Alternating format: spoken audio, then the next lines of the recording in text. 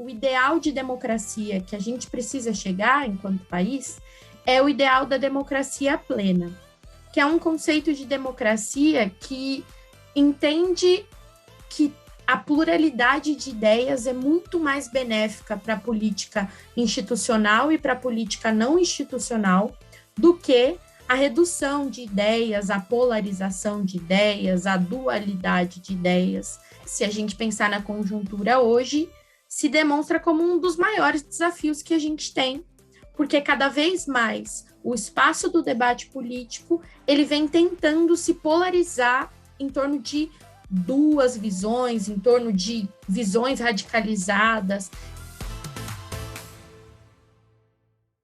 Olá a todas e todos, meu nome é Daniel Cerqueira, sou produtor de conteúdo da Fundação, sou branco, 1,82 m, cabelo curto castanho claro, barbas e bigodes grisalhos, uso brinco nas duas orelhas, estou vestindo uma camisa florida azul e meu fundo é uma parede branca. Bom, eu sou a Tainá, eu sou uma administradora pública em formação e estou enquanto gestora do projeto de parceria da TIT Setúbal com o Politize, na Embaixada de São Paulo, aqui do Politize. Eu sou uma mulher negra de pele clara, tenho os cabelos cacheados, um pouco volumosos, estou usando uma camiseta preta, duas correntes douradas e brincos dourados, uso óculos, e aqui atrás de mim tem uma parede cinza com algumas medalhas do lado direito e um filtro dos sonhos, e ao lado esquerdo tem um terço e um peixinho de crochê. O que é o Politize, o projeto Embaixadas, e por que fortalecer a democracia é um dos objetivos? Primeiramente, para apresentar o Politize ele é uma organização da sociedade civil que foi criada com o intuito de levar a educação política para o maior número de pessoas ao redor do Brasil e fora dele. O Politize considera que o ideal de democracia que a gente precisa chegar enquanto país é o ideal da democracia plena.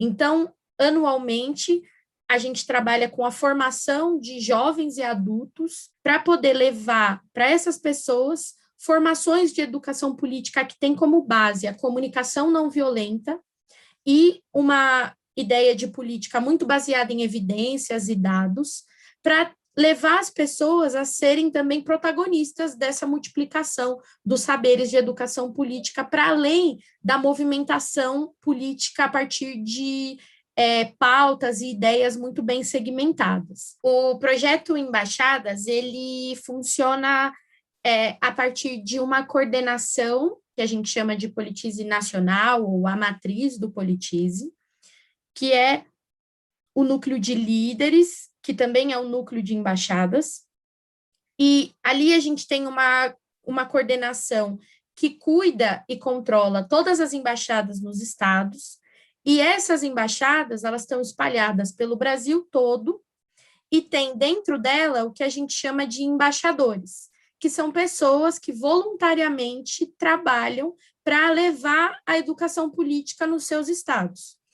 E, a partir daí, os próprios embaixadores daquele estado se reúnem para pensar parcerias com organizações sociais locais, parcerias com escolas locais, com associações de moradores locais, com abrigos locais, e se utilizam das oficinas que eles receberam inicialmente para poder levar essa educação política para as outras pessoas. Legal. E falando nas parcerias que você citou, como é que a Fundação TIT Setúbal participa desse projeto? A parceria com a TIT Setúbal, ela vem para atuar em duas frentes, né, que o Politize já trabalha. O primeiro é a Escola da Cidadania Ativa, que é para utilizar do currículo comum escolar para introduzir educação política nas escolas dentro das secretarias municipais de ensino ao redor do Brasil. A segunda frente de trabalho, que é a que eu estou participando ativamente da gestão, é uma parceria para fortalecer novas lideranças cívicas jovens dentro da Zona Leste. No Jardim La Pena, a nossa ideia é que a gente termine esse ciclo formativo capacitando as lideranças locais para encaminhar as soluções que eles estão propondo. Então, a gente quer, por um lado, formar novas lideranças a partir da formação desses jovens e, ao mesmo tempo, chegar no Jardim La Pena fazendo com que toda a construção que já é feita no Jardim La Pena de maneira muito magnífica, né, com a construção do plano de bairro que é feito lá. Então, endereçar soluções para secretarias de governo, para secretarias das prefeituras, colocar, né, equipamentos públicos que atendam todas as necessidades daquela região. Então, ao final da formação, a gente quer munir as lideranças com mais ferramentas de atuação política. A gente acredita que, ao formar lideranças políticas dentro dos territórios periféricos, a gente vai garantir que ali tenha um pedaço dessa atuação política que deveria fazer parte da institucionalidade da política, mas que ainda não faz. Então, essas lideranças serviriam para potencializar todas as movimentações que já acontecem nas periferias. Eu tive acesso ao perfil das inscrições das embaixadas e um dado me chamou a atenção, Tainá. 52,8% das inscritas são mulheres. E é um dado que contrasta quando a gente olha para a representação no legislativo, nos executivos, que são majoritariamente de homens. Eu queria entender por que isso acontece. Isso acontece porque as mulheres estão se interessando mais pela política agora, ou esse dado evidencia que existe algum obstáculo que impede que as mulheres que sempre se interessaram por política cheguem nos espaços institucionais. Esse dado, ele só revela aquilo que nós, enquanto mulheres, e especialmente as mulheres negras, veem enquanto obstáculos estruturais para o acesso à política institucional. Trabalhar na política institucional demanda um tempo e um desprendimento desses outros trabalhos que as mulheres são submetidas a fazer. Por isso que a porcentagem de mulheres negras dentro dos cargos legislativos é mínima.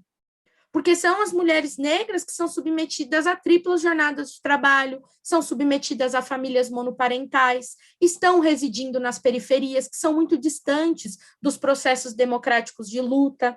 São essas mesmas mulheres submetidas a essas inúmeras violências que nunca deixam de lutar. Então, elas estão sempre envolvidas nesses movimentos de base de luta política. Então, o dado que traz, né, essa participação das mulheres, esse interesse em se formarem politicamente, é porque hoje a gente conseguiu uma ampliação de organizações que impulsionam essas mulheres para pensar a política não só nessa via territorial dos movimentos de base. Mas isso não quer dizer que elas começaram a lutar agora. Então, não tenho dúvida que o problema está muito mais na estrutura da política institucional que inviabiliza a participação de mulheres do que na vontade delas de participar da vida política. Como é que o projeto Embaixadas pode contribuir para despolarizar a política? Que o ponto principal que contribui para despolarizar a política é a primeira formação que a gente faz, que é se utilizar da comunicação não violenta para levar a educação política.